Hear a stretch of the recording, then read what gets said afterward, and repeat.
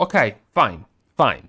I am going to respect my contractual obligations. So today is Saturday, and we're gonna take a look at Mythic Plus. You're gonna get to see and to hear some interesting stuff that, as always, you can then repeat while pretending it is of your own creation. You will make a splash with the ladies as soon as you tell them the percentage of the participation of tanks in the last 2 seasons of Mythic Plus. They will fucking love it. As a flashback, before we get into what's happening right now, we have to remind everyone where we come from, our roots. In case someone didn't pay attention or was not playing until a while ago, this is how it looked back in the day. This is all the way back to the Season 4 of BFA, going through the pre-patch before Shadowlands and then the entirety of Season 1 of Shadowlands. What this is telling us is simply that Protection Warrior used to be the very, very meta tank, and then as the patch comes through and then people realize, maybe Protection is kind of going to die in Shadowlands, and this hypothesis was correct, and then everybody switched to Vengeance.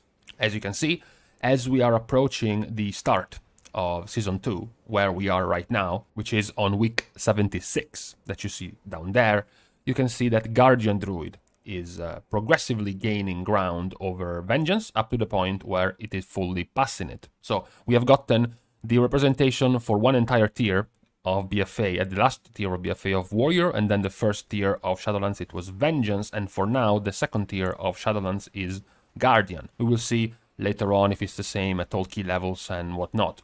Then you have the healers. Healers have also gotten a very similar progression, because in BFA, as always, as it's been since Legion, throughout all of Legion and then throughout all of BFA, the more popular healer was Restoration Druid in Mythic Plus. As we get closer to Season 1, Restoration Druid is losing a lot of popularity, and it's Restoration Shaman that gains it. And it keeps it for a long time. Not as long as Vengeance. So the dominance, so to speak, of Restoration Shaman wasn't as big as Vengeance in the first season of Shadowlands. You can see that people start picking up very quickly on the power of Holy Paladin. Mostly because at first the key levels were low enough, so there wasn't much need to try to squeeze as much damage as possible from the healers to make the timers, to make the pulls. Eventually, though, it was. So it became very important, and Ventir Holy Paladin became a thing, progressively more and more, until it started gaining ground and eventually passing Restoration Shaman, and this looks like it's going to continue in Season 2. Then we have the melee DPS. Melee DPS did not have much of any change when it comes to rogues. Rogues have remained the more, overall, if we had to make an overall judgment, rogues have been the more popular class in Mythic Plus since its inception. From Legion through BFA into Shadowlands, they have remained very, very close to their level of popularity. The one that disappeared for a while was Havoc. As you can see, as soon as the pre-patch for Shadowlands is hitting in BFA, Havoc just disappears, and it doesn't really show up for quite a long time inside of Season 1, and now it is starting to pick back up. The other growth was Windwalker, that started becoming very popular, as well as initially, as you can see there very clearly, in the pre-patch in BFA, you saw the spike of Unholy Death Knight, which continued into Season 1 of Shadowlands. People thought, I mean, they didn't think, people saw that Unholy was very strong in the release of Shadowlands, but it didn't last that long. Unholy was nerfed a couple of times, and it lost a lot of that power over time, and it ended up losing way more popularity in Shadowlands. When it comes to range DPS, another thing similar to rogues, but not to the same level of dominance, you have had mages. For most of the inception of Mythic Plus being very, very popular. The main change here, of course, is the green and the orange.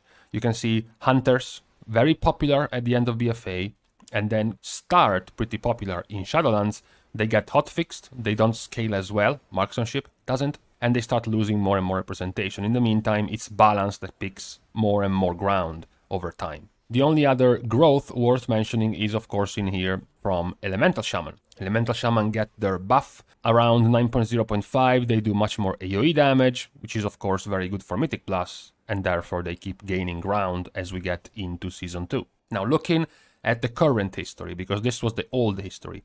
For the boomers, what happened in the previous tiers and whatnot, where we are right now is roughly here. So these are all the key levels, from +2 all the way up to like +22 that has been cleared up to this point in the new season. and this is the representation. Of course, the very last keys, the plus 22 keys, there is literally like 25 people getting to that point, so the representation is going to be very skewed. What you can see as a trend is mostly that Protection Paladin is going to lower itself the higher the key goes, Guardian Druid is going to become more and more popular, and also Blood Decay is also going to lose in representation the higher the key goes. When it comes to healers, you have the very, very similar situation. You have Restoration Shaman, which actually remains the same. As mentioned, very popular, very stable, very neutral. It's just used at all ranks, at all key levels, at a similar level. The one that changes is the rest. Restoration Druid doesn't really make it in the high keys, Priests don't really make it in the high keys, and Paladin progressively gains more and more ground the higher the keys are getting. You have a similar cannibalistic trend when it comes to melee. Other minor specs like Frost, like Feral, like Enhancement, like Unholy, and Frost Decay don't really make it in the high keys. What's left in the high keys mostly is Fury, is Outlaw, is some Subtlety, Windwalker, and Havoc. And then lastly, you have the range DPS. Range DPS, you have the widening of Elemental Shaman. As we pointed out, they have grown since Season 1 of Shadowlands. You have the shrinking of Hunters, both Beast Mastery and Marksmanship are getting much lower in popularity, and the new bar, the new blue bar, which used to be Fire Mage, now belongs to Frost Mage. So that roughly gives you the whole representation of specs right now in Mythic Plus in terms of popularity across the board. It's Guardian Druid, the more popular of the tanks. It's Restoration Shaman, close to Holy Paladin as the most popular healer. Then you have Vengeance, Fury, Outlaw, and Windwalker as the most popular melee specs. And then you have Frost Mage, Marksmanship, Balance, and Elemental as the most popular range specs.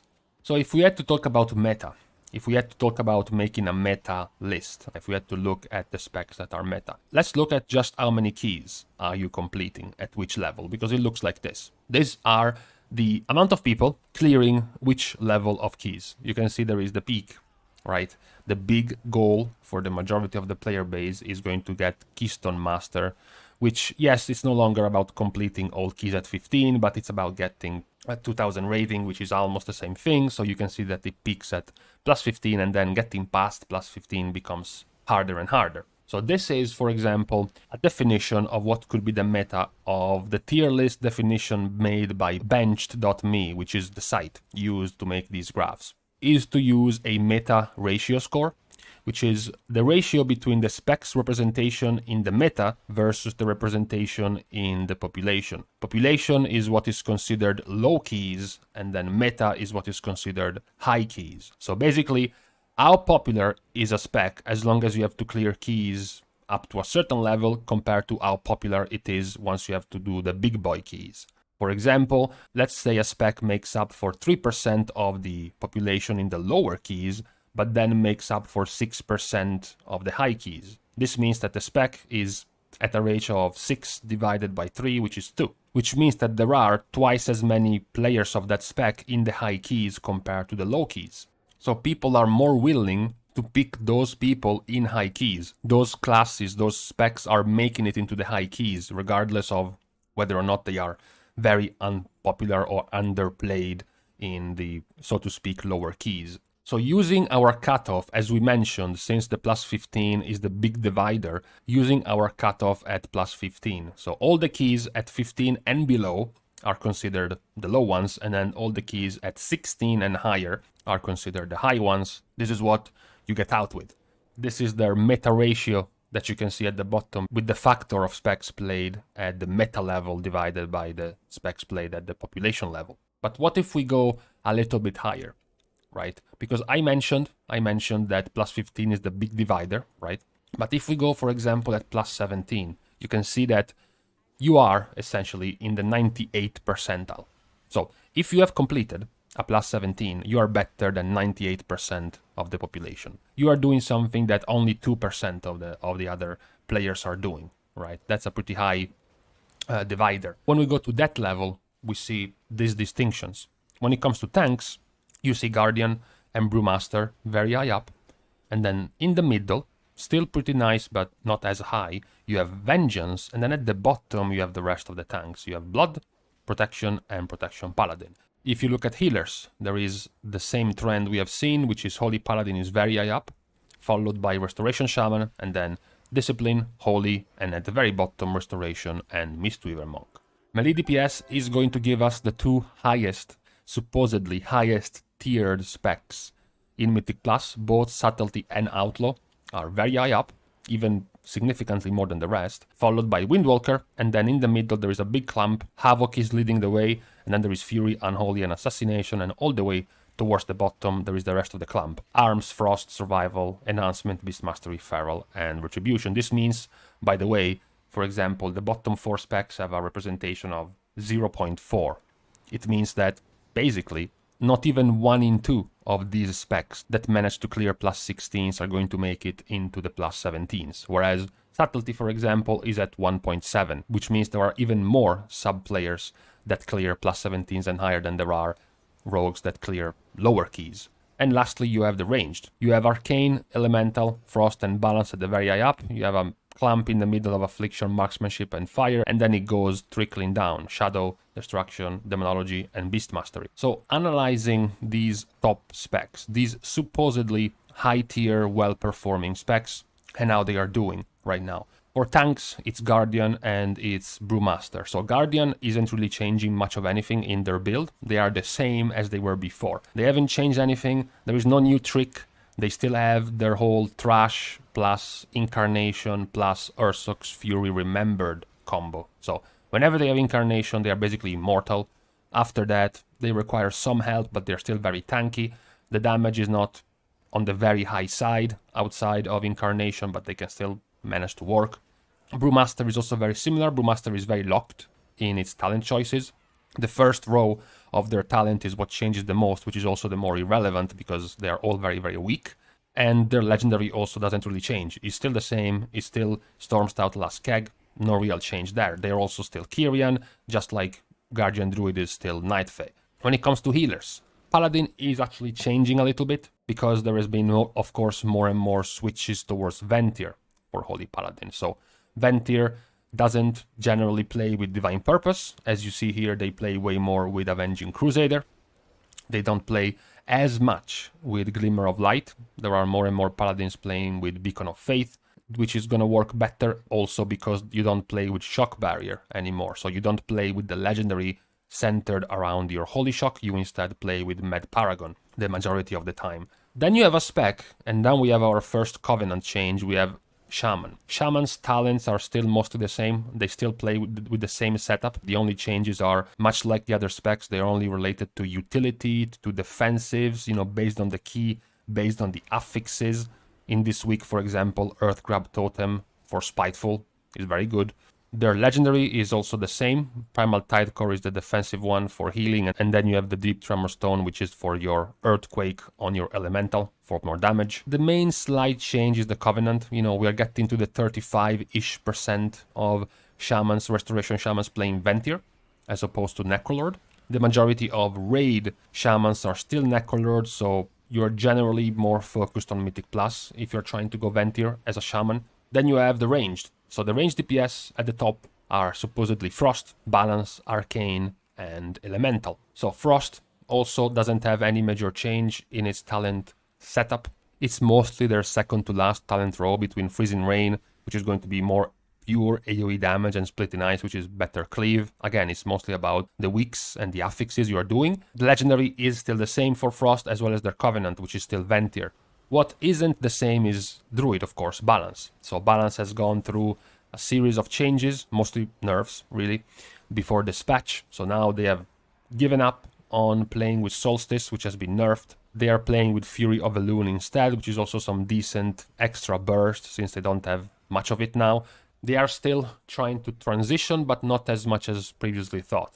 Ventir is still on the rise. Right now is close to 35%, but many of the Druids are still staying as Night Fae for now, which means their 2-go legendary is now Primordial Arcanic Pulsar.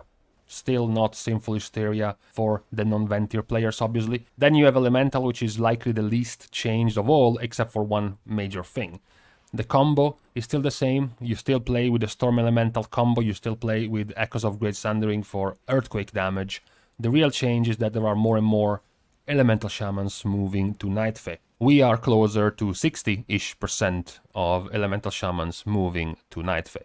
This mostly has to do with the fact that Necrolord is very weak when it comes to damage. Primordial Wave is very weak in terms of AoE, in terms of, Mythic Plus and multi-targets. It's also the Soulbinds. The Soulbinds give you very little DPS, whereas Night Fae currently is the strongest pure DPS output Soulbind that you can choose, specifically Corraine and specifically in Mythic Plus. So this is an interesting change when it comes to Elemental. The last one is the more unique, which is Arcane. Arcane is supposedly doing very well, mostly because high key pushers are using Arcane players, not as much the majority of the population, the rest of the population.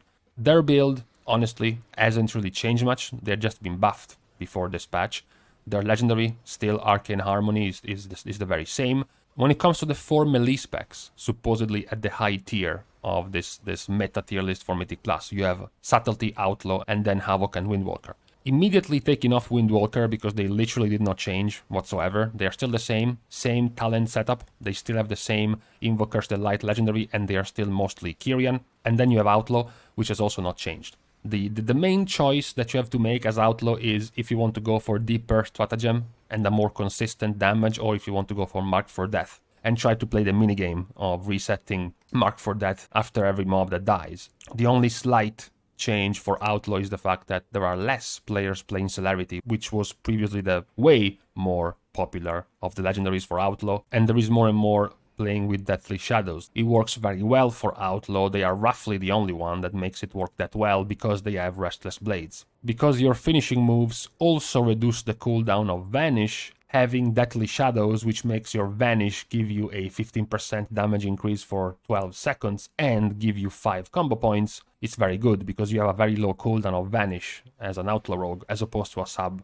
or an assassination rogue. The main changes are about Havoc and Subtlety. Havoc, we have pointed this out before, by the way, that they have actually gotten to be a pretty varied and unique choices are available to Havoc with multiple talent rows between Blind Fury and Fellblade in the first row, and then they have Insatiable Hunger and Demon Blades in the second row. They can still choose between Cycle of Hatred and now Essence Break, a talent they haven't used in eons, even down to the choices of their CC, the choices of Fell Eruption, Unleash Power, Master of the Glaive, maybe even their defensives, the usual choice between Leech and Immunity, and lastly, the choice between Momentum and Demonic. So it's very, very varied. Not as much with the Legendary, not as much because, they're double, so to speak. I-Beam is still the most used Legendary in AoE, in Mythic Plus.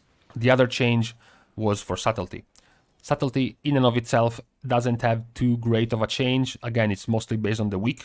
Shuriken Tornado is very good in AoE. They can funnel on a main target very well. Otherwise, they can go for a more overall purpose use of Master of Shadows. The main change is centered around their legendary, because of course now we have gotten to almost 50% usage of Obedience, which is the Ventile legendary, because now we have almost 94% of sub-rogues playing Ventier. They have done the full switch now, so this legendary, even after getting nerfed in the versatility gain by 50%, is still very, very popular. Now this is supposedly the current situation as explained to us by this supposed tier list. I wonder if you have any different explanations, any different ideas of who would you put at a high tier in your imaginary tier list for Mythic Plus. Some of these are going to be skewed by what the players at the high keys are playing.